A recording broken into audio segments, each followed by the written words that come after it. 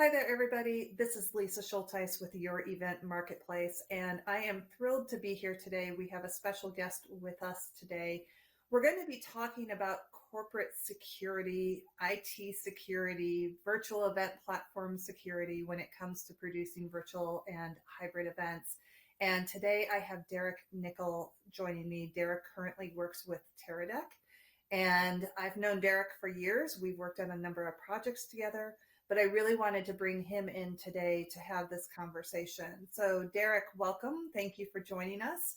Tell Thanks me a for little having me. bit, and the audience a little bit about what your background is. So my background started in government engineering and systems design. I worked for L3 and General Dynamics for quite a few years after the military, doing system security and system design, as well as project management. So now I am a PM, a product manager for Teradek, and over the last 15 years or so, I've worked primarily in the live event space, dealing with projects ranging from small one and mom and pop shop sort of stuff, one-off stuff, to large corporate engagements and activations. So I've seen both sides of this whole industry that we're in right now, and hopefully I can add some insight. And you've also have some experience as well working on the platform side. I know that you were working with a virtual event platform for a while as well. So you have a unique perspective.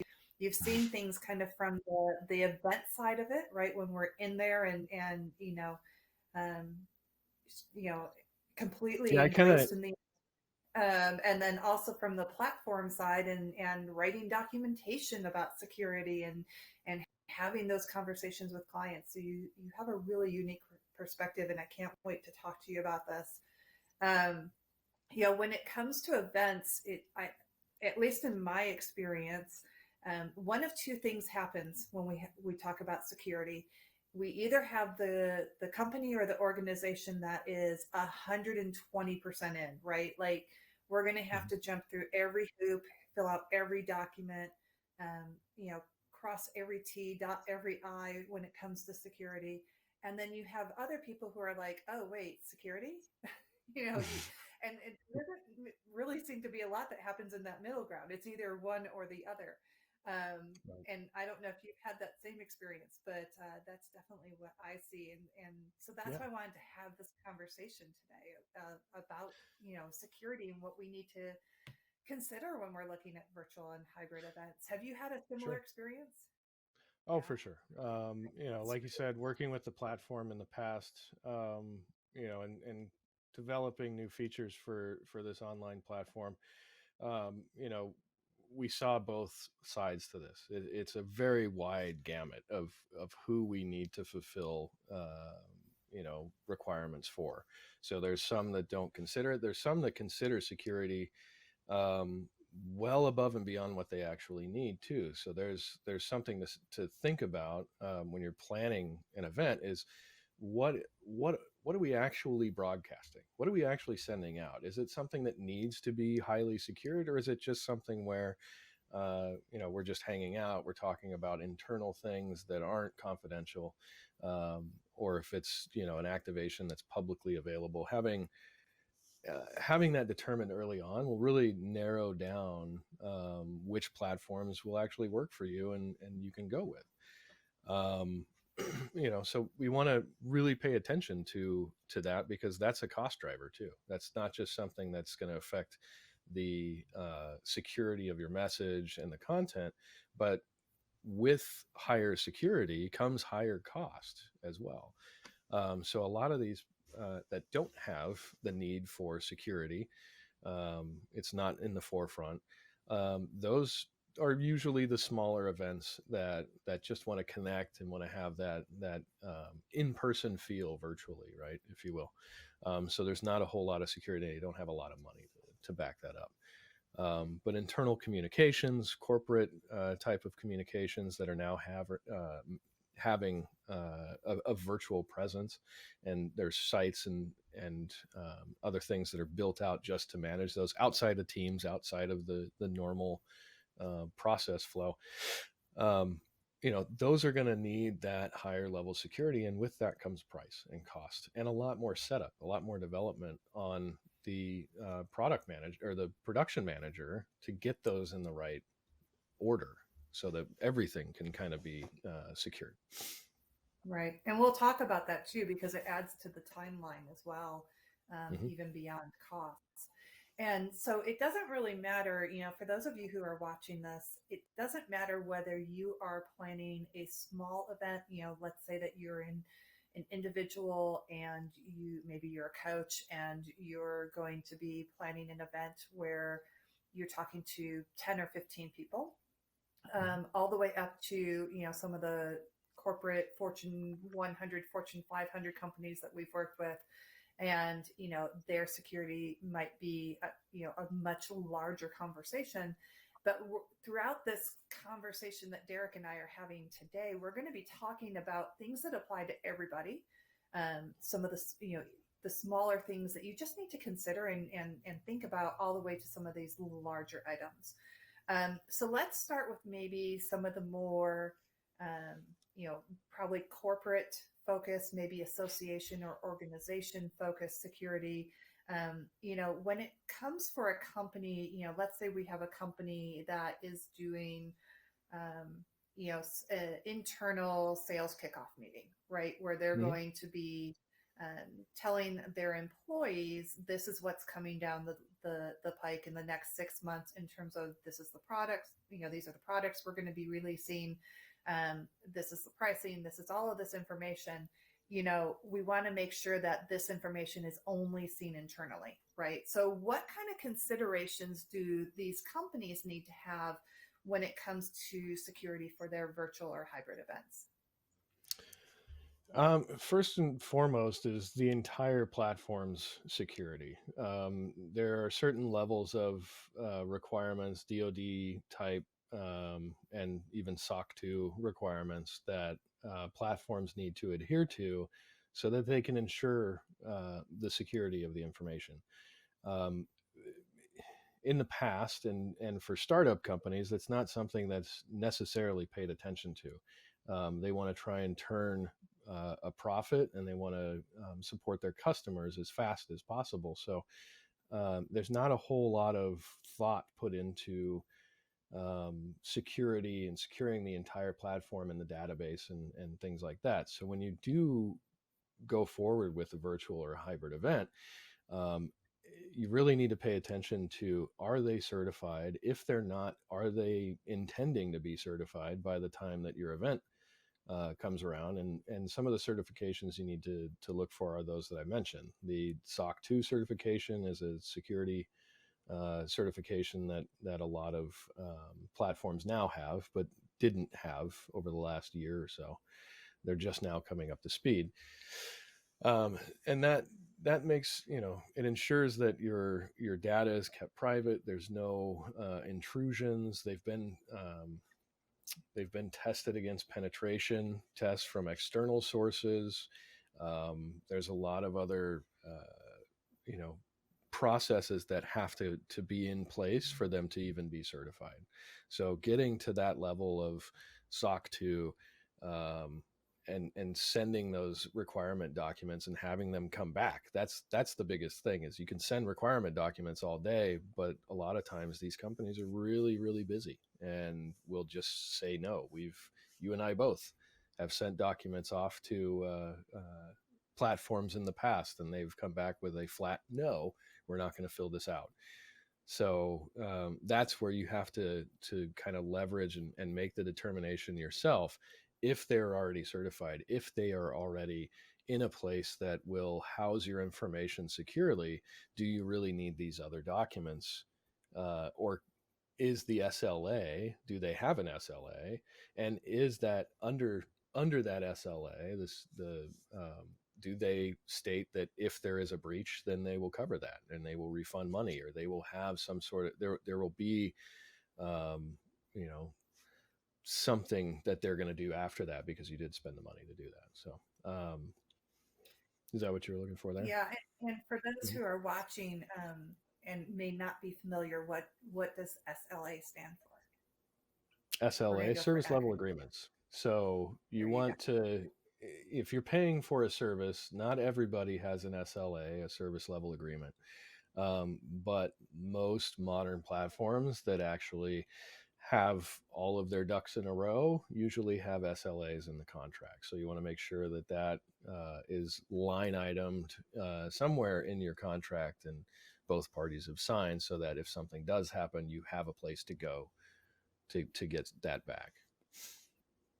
And for those who are planning an event, what kind of things do they need to consider in terms of security, like in terms of when they're looking at their content, right, and they're Mhm. looking at the information that's going to be shared, what kind of things might need to be more secure versus things that maybe don't matter quite as much. Well, obviously, you want to make sure that your users are taken care of. You don't want their data to become used in any other place than just for that event. So, ensuring that there is a PII, um, which is identifiable information, to make sure that your personally identifiable information is kept secret or it's encrypted while it's in transit from the server to the front end of the site, because sites don't only run on your machine. There's a lot of stuff that happens in the background, and if those channels that they use to talk are not encrypted with some sort of either HTTPS or AES encryption, then you have an opportunity there where people can come in and take that data and use it for whatever they like. And that's just your PII data. That's your name, your photo, your email, nothing that can actually get to, really affecting your credit or really affecting any of your monetary value. That's where PCI data comes in. PCI data includes payments and monetary funds being transmitted back and forth on the interweb. The interweb, that's a technical term.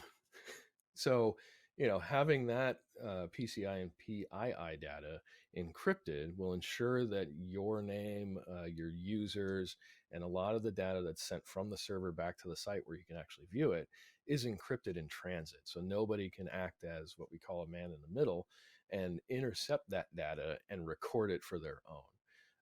They put security hashes or keys into the data itself that only allow the people that have those keys to view that, and that's what happens between the site and the server itself. From a front end, and this is a consideration for any event.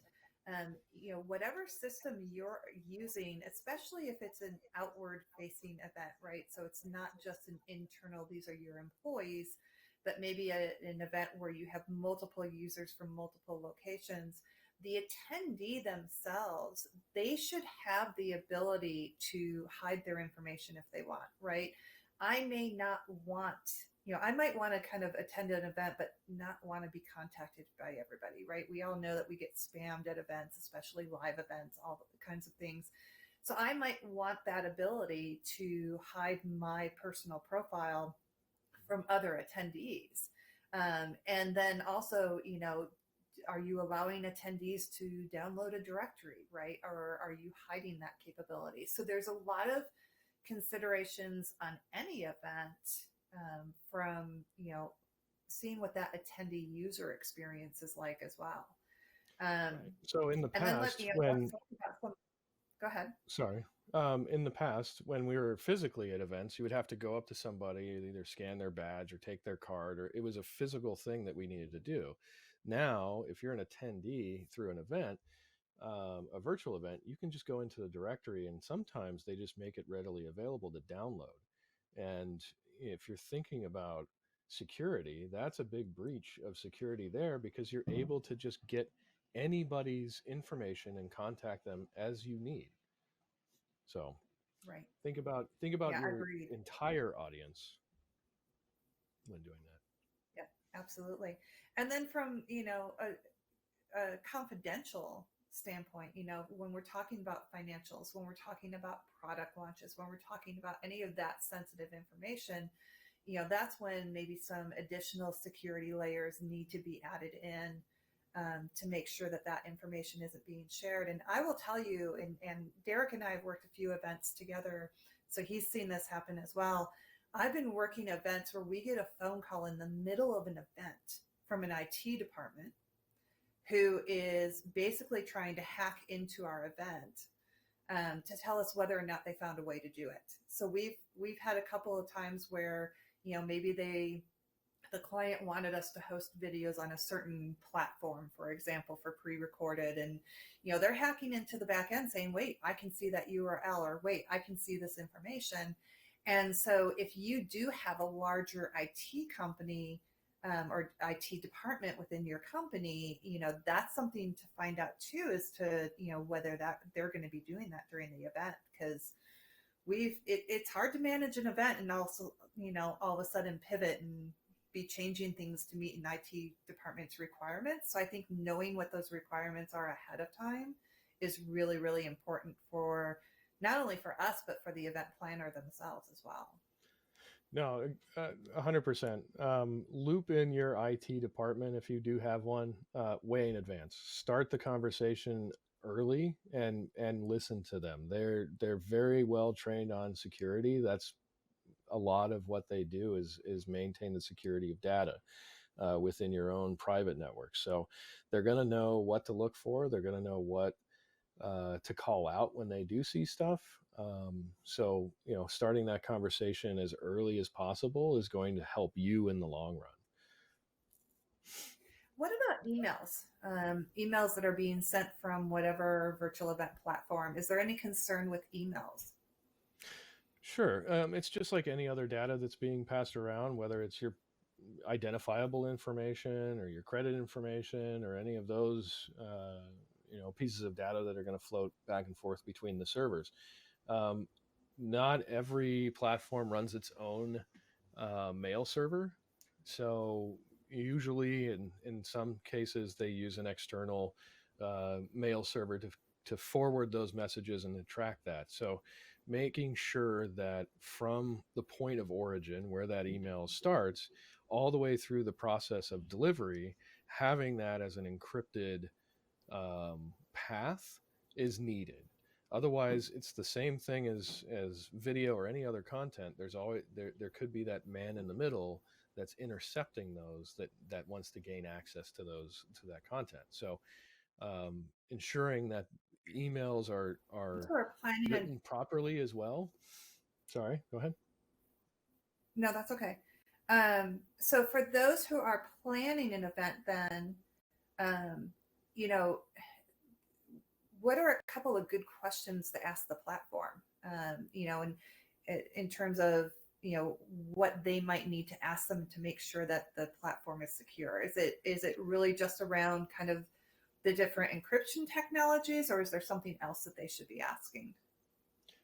It starts with the encryption technologies. If they can tell you that their emails are encrypted, in flight is a term that they use, and in flight it just means that it's traveling between one area and another area over the internet.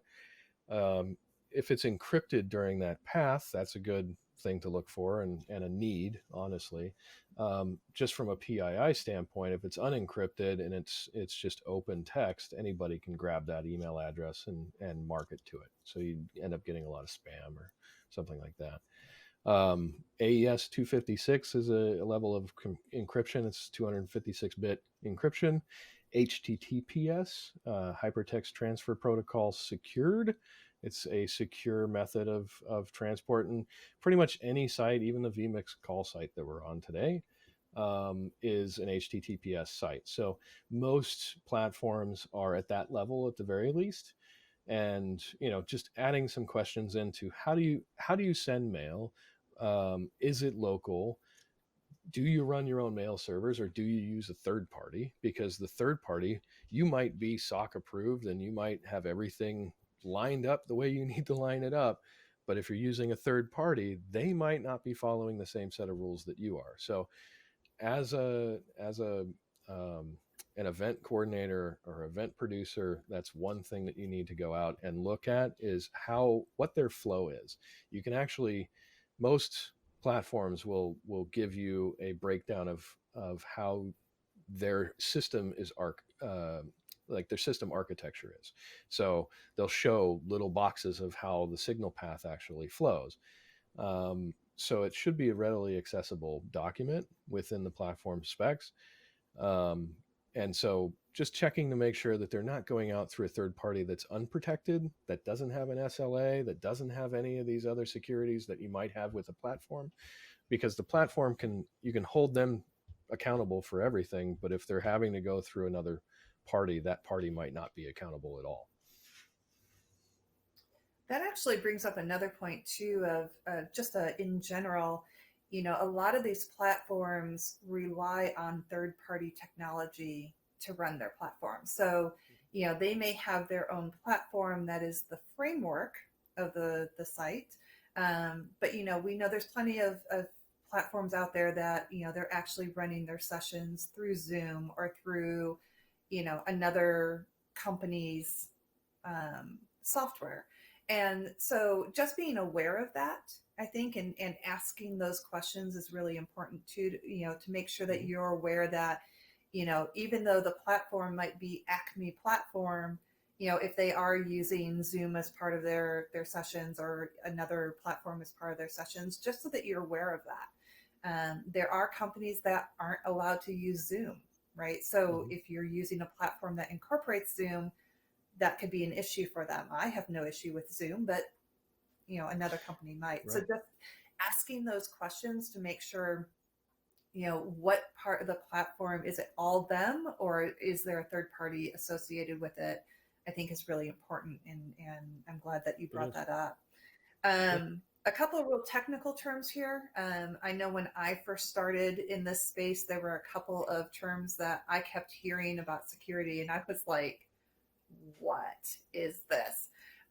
So I just want to touch on them real quick. So one is the CAIQ document, and the other one, which gives us all nightmares, and the other one is a pen test. The first time I heard that, I was like, what are we talking about? So let's just talk real briefly about what that document is, and then let's talk about real briefly about what a pen test is.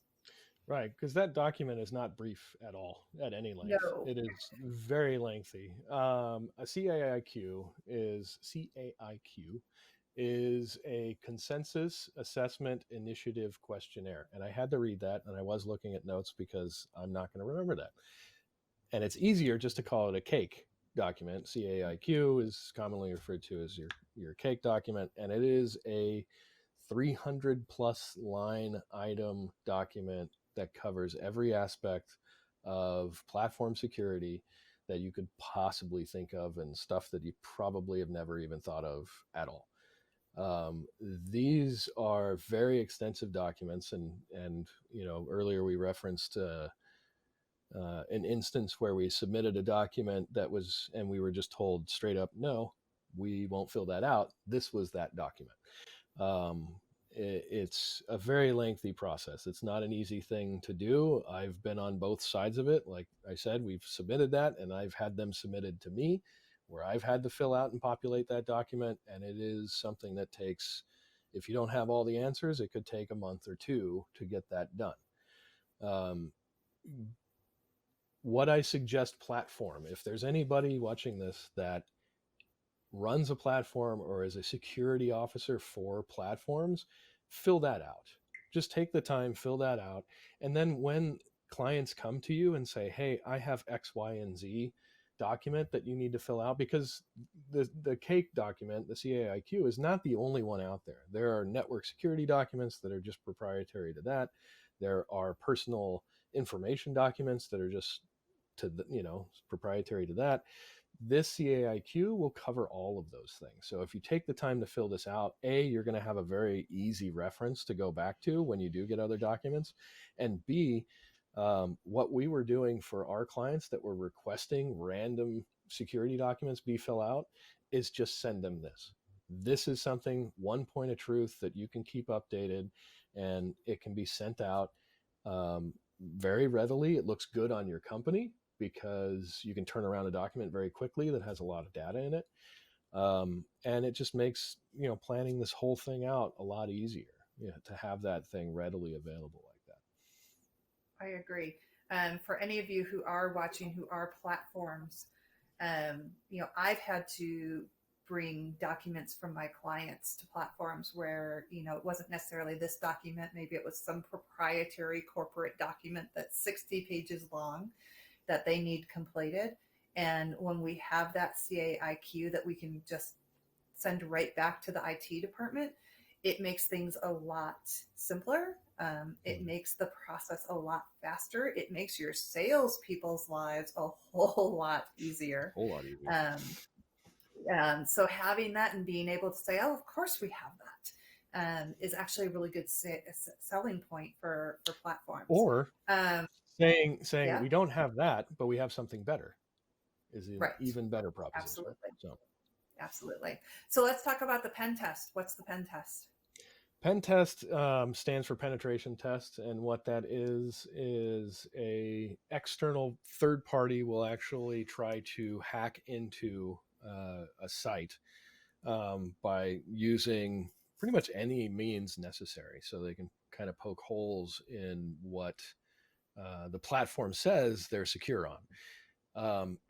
A pen test usually takes a week or so to get completely done. It takes a lot longer to schedule. So it's something that if you approach a platform as a production manager, it's not going to be one of the things on the top of their list that they're going to get done, because it's a very lengthy and time consuming process. Because what pen tests will do is they'll expose all the holes that need to be either blocked, filled, or protected on the platform. And then the dev work has to go back into it to protect that. So it could be something that could take months, if not a year or so, to completely get done. Every year, platforms should be having a penetration test. I know there's some back and forth with, we do continual improvement and a new feature's coming out and we haven't had a pen test or a security test. So there's a little back and forth on when you actually need to have that done. Some people believe that every time you iterate, you have a possibility of opening up security holes in your platform, and that's true.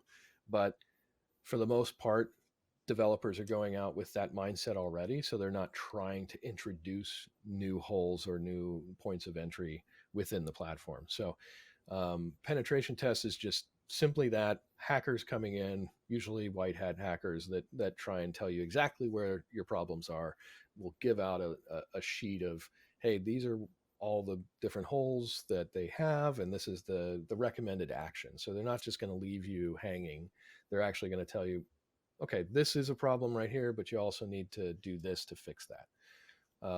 If the event coordinator, event manager, or the client wants to pay for that, that can be another avenue to get that done internally for platforms. Platforms usually don't want to spend the cost unless it's already budgeted to do these one-off pen tests. But if you can help support development with either coming to the table with someone that can do it and a cost associated, and you're willing to furnish that cost, it goes a lot farther than just telling the platform that they need to do this or they won't have the business.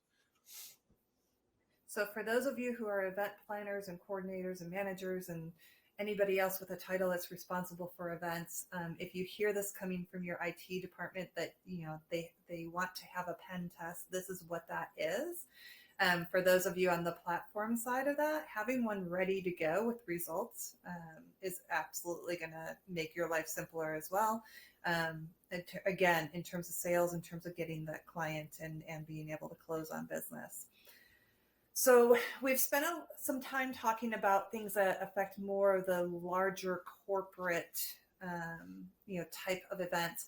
Now I want to transition a little bit and talk about things that anybody needs to be concerned about. And this doesn't matter if you have a 5-person workshop on Zoom, or if you have a 50,000 in-person hybrid event, right? There's a few things that are definitely, we want to talk about.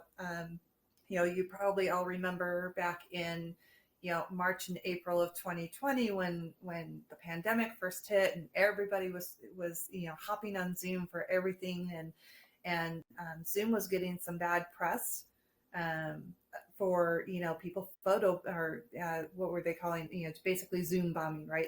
Had people hopping into Zoom rooms and who shouldn't have been there, and it was from an event side, it was sad to me because it wasn't mostly actually Zoom's fault, right? It was people not setting settings in their meetings, and people could just hop in and they didn't have waiting rooms or passwords or things set. So a lot of it was an education base, but how do you prevent for any event, making sure that your event is only for the people who should be in that event? What's the best way to do that? There's not one simple best way because there's so many platforms out there right now.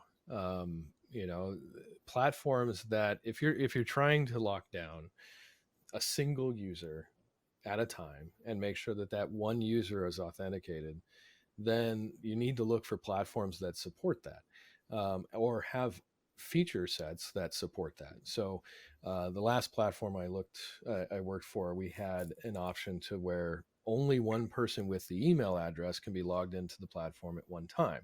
Anyone else that logged in, it would kick that user out that's currently logged in and give them a notification to say, you've been logged in somewhere else. That's a very simplistic way to make sure that one person only has access to your content. Can that one person have 14, 15 people sitting behind them watching the content? Sure. We Sure. can't yet support that. We can't yet protect from that, but we're working on it. So, having that ability to only have one person in, no matter where they're at, or be able to toggle that is a good option. The other things you can do is set, within these platforms, there's user level access too. So if you wanted to take and just segment users into a specific area, then you can do that too with permissions and access levels, depending on the platform. So the platform is really going to be the pivot point of how much you can secure that. Some platforms even have geofencing where they only allow certain people from a certain geographic location that's specified by the admin to even join the session.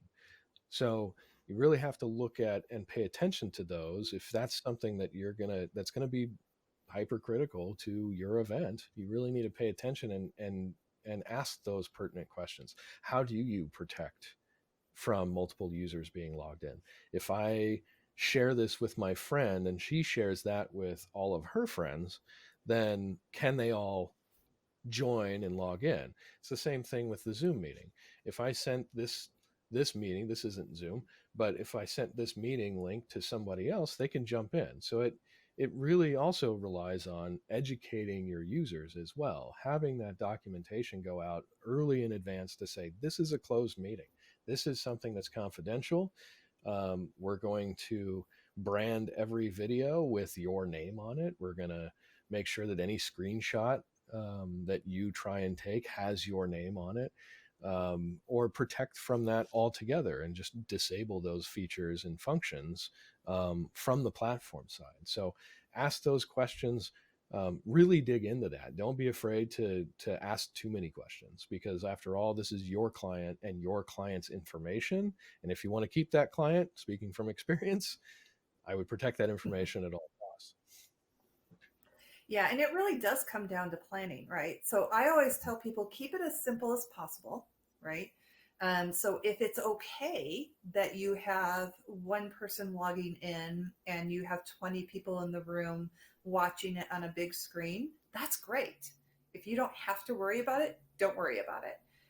But if you do need to make sure that people are not, sharing passwords, I think about how many times, people even planning simple webinars, right? They don't want to work at the technology of, how do I get an individual link to every webinar attendee? I'm just going to give them the general Zoom link, right? Well, if that doesn't matter, that's fine. But if it does matter, then you really do need to make sure that you're giving out, personalized hyperlinks and making sure that people are not logging in. You Right. touched on permissions a little bit. Permissions usually make me cry a little when we're setting up platforms. Um, we've had some really interesting ones where maybe we had, 20 plus tracks and 2,000 attendees, and everybody has different permissions, right? Which Mhm. I don't actually know how to do the exponential math on that. Somebody else can figure that out. We had an event last year that, the client said, hey, we have two groups. We have group A that's going to get access to everything, and we have group B that's only going to get access to the live stream.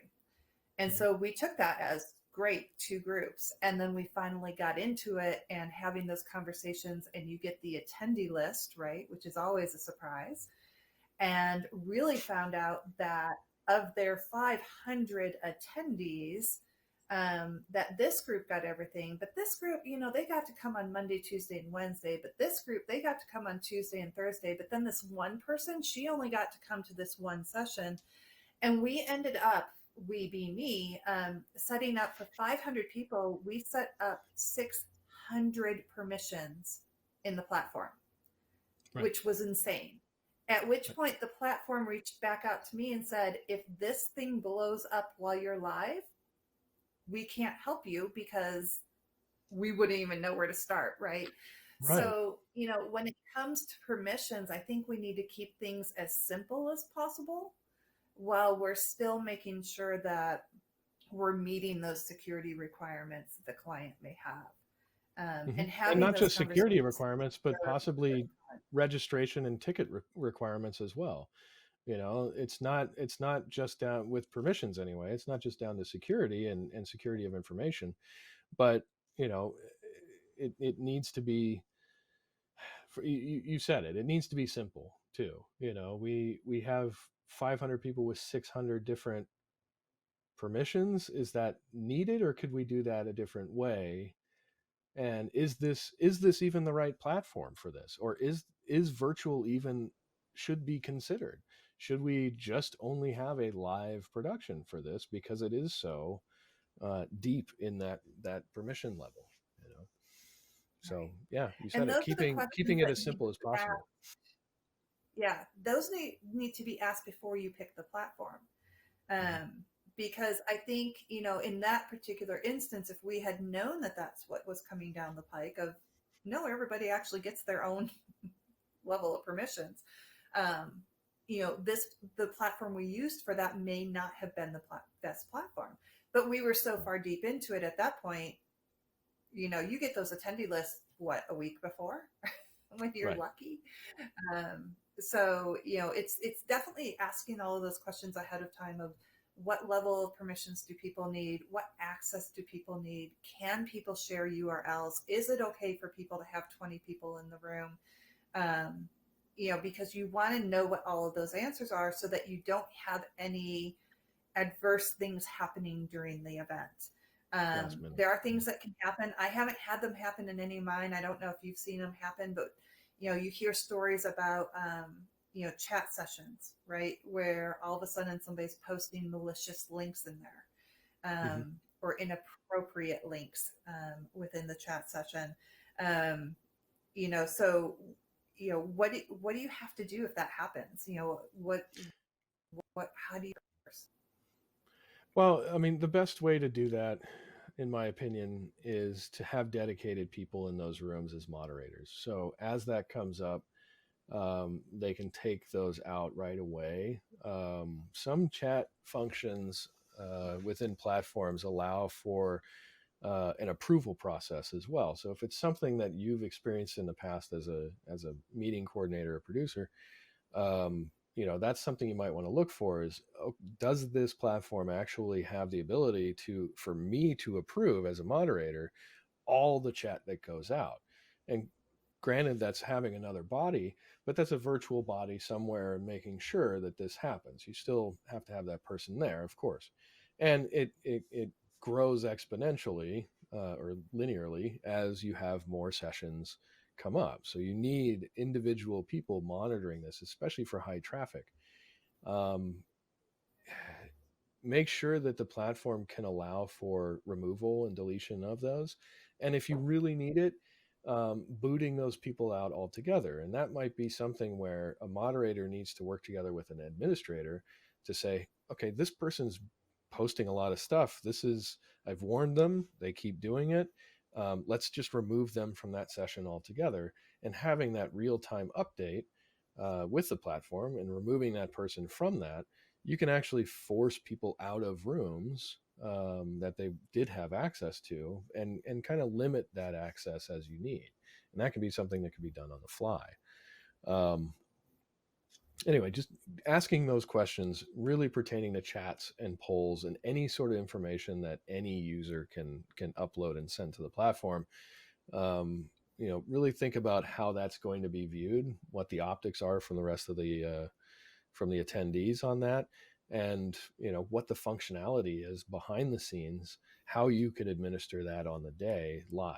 I know a couple platforms now, at least one, does live polling where you can just turn the poll off internally on the system without anything happening, and then that, if it becomes malicious or rude or crude or whatever is getting posted that's not wanted, you can just take that entire poll off and turn it off altogether. And so it kind of limits that functionality. Perfect. Yeah. And I think setting expectations helps too. Letting people know, Right. what they're allowed to chat about, what they're allowed to comment about, Well, and especially if you have any chance. putting Yeah, that out early, absolutely. having that, most events, most event coordinators build up a uh, kind of a housekeeping document prior to the event. Adding those things into that housekeeping document ensures that you've made that message happen to your users. Whether or not they follow it, you've done your part to educate them and say, this is not appropriate here. We're not going to talk about X, Y, and Z. Let's stay on topic, or whatever, however you want to formulate that. Make it very apparent early on so that people don't go down the wrong road or get some sort of misrepresentation of what their expectations are. All right, so let's talk about one last thing here as we wrap up. Software companies, platforms, they do a great job in terms of updating their software. Maybe they're doing a fix for maybe something that's not working quite as well as it should. Maybe they're doing a new release. Maybe they are, you know, just adding functionality to an existing item. Those are all great, except when maybe they potentially happen during your event. Right. I know we've had events where all of a sudden they release something mid event, and it locked all of our attendees out of a room. It was amazing. Obviously, the client didn't freak whatsoever when that happened. Of So course. how do you deal with that? Like, what do you recommend when, for those who are planning events, for the producers in the room, when we're dealing with these event platforms, what's the best way to do that? Well, there's no real good way to go about this. What I would do is, if I was planning an event now, I would try to gain some knowledge of how development pushes feature updates and when. So, to my point, if if there's a feature that changes the functionality of something the day before an event goes live, you end up ruining, it could be hundreds of millions of dollars for a live event. Um, and if you had known prior to that and trained everybody in a certain way on how to use the platform, however that is, that document might not be valid anymore. So you're also going to get a lot of lost users not understanding where to go and how to do that. Usually features incorporate that, so it's not just a hard stop and then it's a total relearn. But that can really affect how people can even, you know, get the content, let alone get to the site or log in or anything. Um, you're not going to be able to stop one event is not going to be able to stop development process. Development process is done through a lot of other means and is controlled by different parties than say sales and marketing and support. So stopping that process is not usually a viable option.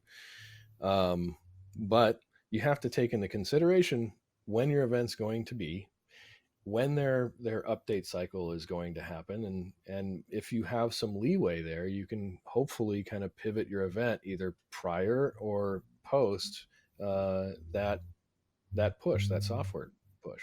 So if we can think about that ahead of time, that might ease a lot of pain. And I have seen this happen multiple times working on an event platform where events honestly can live and die within the first 15 seconds of the event. And if that event doesn't go off like it would in real life in physical form, then nobody will come back and everybody wants their money back on their SLA, right? This is 99% uptime. We lost the CEO's introductory speech for the first 15 seconds, and now the CEO is mad, which you have to answer that directly. That's something that you can't just make up an excuse or say that it was the platform's fault. There's a lot of consideration that you can do prior to that to try and mitigate those issues as much as possible. From a platform standpoint, those people that do the code work, that write the features and push those things out, you need to be very aware that you can't test on your customers. There are a myriad of edge cases that happen after a feature is released that haven't been taken into consideration. When those things happen, capture those, test those, add those to your QA plan so that you're not testing on your customers or your end users as you release features. It's just part of realigning that process and getting ahead of it rather than trying to be reactive to it, be proactive to it. Create non-breaking iterations. If you're going to develop a new feature, don't break other features that have been working so that you can do that.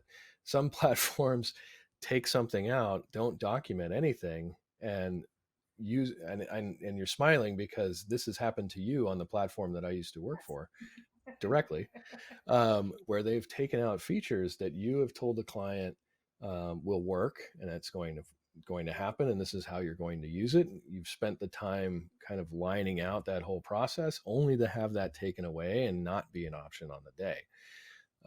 Make sure that those things are not being taken away, and if they are, there is something in it that either gives the same or greater value and that it's documented as well. Put those documents out way ahead of time, and make sure that everyone is educated on how that new feature or system will work. Yeah, and I think from an event planner and producer side of it, you know, have a really good relationship with whoever your contact is at the platform, right? So that you can have those conversations to say, okay, our event is going live tomorrow morning. Is there anything I need to know? Are you guys releasing anything tonight? Are you releasing anything, during our event that we need to know about and we need to be aware of? And so having those questions, I think it's just, we all have our checklist of things that we go through before an event. And I think that one needs to be added on of, do a final double check with the platform and make sure there's nothing coming new.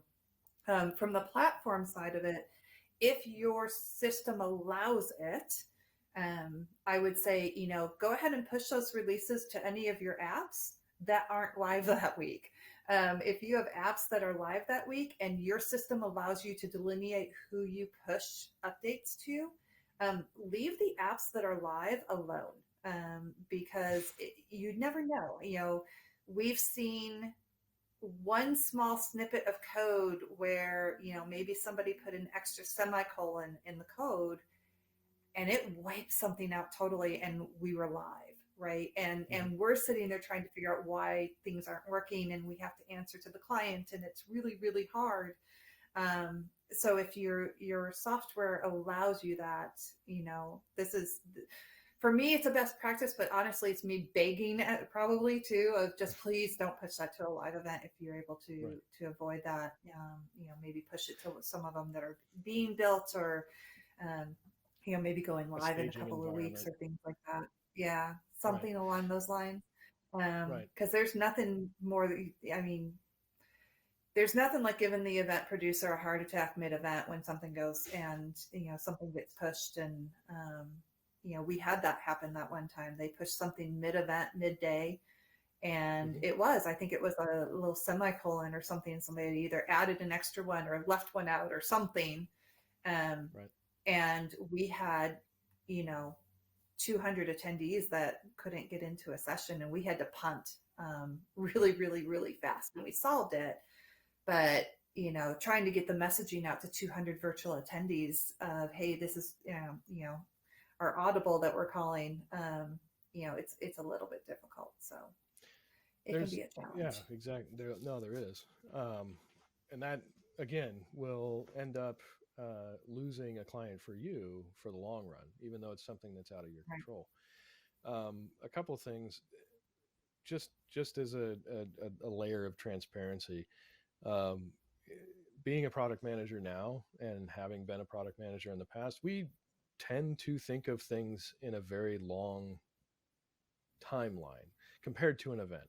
So if you do end up having those conversations with sales, or getting somebody in support, to respond to you, these features that have been ideating in the background or in development have been doing that for weeks, if not months, especially the bigger ones. So it's not anything new that they're just coming up with that's just happening immediately. Dev work takes time, so there are some roads that you can take to get that information back, because somebody somewhere has thought about that a year ago and they're just now getting to it. Right. So just be very aware of that. That usually there is a plan and people can speak to that. Secondly, when considering platforms that use third parties, like Zoom, or even SendGrid as an email source, um, if you know that they're using those, pay close attention to how those software platforms are iterating as well. If they're releasing features that are outside of the platform's scope, then you need to pay attention to that individually, because that can affect all the way down the road to the platform that you're on, that it's embedded into, so, or integrated into. So, you know, it's not just the platform itself, because the platform does not own Zoom, but it uses Zoom. So pay attention to those third-party ancillary platforms or softwares that actually get used in there as well. Right. Well, we can actually add another layer on that too, of pay attention to what happens in the world in terms of servers, right? Sure. If AWS or one of their, counterparts goes down, um, that takes a lot of companies down, and they have no control over it. And so, Right. virtual events, people always say, oh, it's the technology. Yeah, things can go wrong. Things can be difficult with the security. We've been talking about security, but it's no different than a live event, right? We have Mhm. technology issues at live events. We have security issues at live events, and we there's have always we have something that's going to streakers happen. at soccer events, right? So I mean, you Right. can do everything in your possible wheelhouse to make sure that all the people that come to an event are legit, they're secure, all their information is secure, but you can still have that one naked guy that runs across the field. Right. So really just, incorporate all of this into your plan. Ask those questions in terms of the security that you need. Maybe ask those questions in terms of the security that you want as well, to see if that makes sense. And then from that technology standpoint, making sure that the platform that you are using, has those capabilities on it, and also is going to provide you, beyond the security with the stability that you need, that 99.9% uptime, right? But just Mhm. remember that 0.01 can be deadly. Um, but look at all of those different things as you're looking at your different platforms, and ask those really important questions, and keep it simple if you can. But make sure that you're asking all those questions, and you're making sure that you're dotting all those I's and crossing all those T's, and controlling all of those things that the other people that are part of this, the IT department, all of those other people are going to be looking for. So Derek, thank you so much. This has been a lot of information. I hope that we haven't made people's heads spin, but it's really important information, and a lot of people don't really know where to start with it, and sometimes they just don't even know that they should even be looking at it. So I really appreciate you taking time out of your very busy schedule to have this conversation with us. And Sure, thank you. if people have questions, they can always comment on this video. We can try to answer what we can, Mhm. and we're here to help. But thank you again for your time. I really do appreciate it. Not a problem. Thanks for having me. I'd love to talk with you. You know that, and we've known each other for a while, so I'm happy to help. Yep, absolutely. All right. Thanks, everybody. We'll see you on the next video.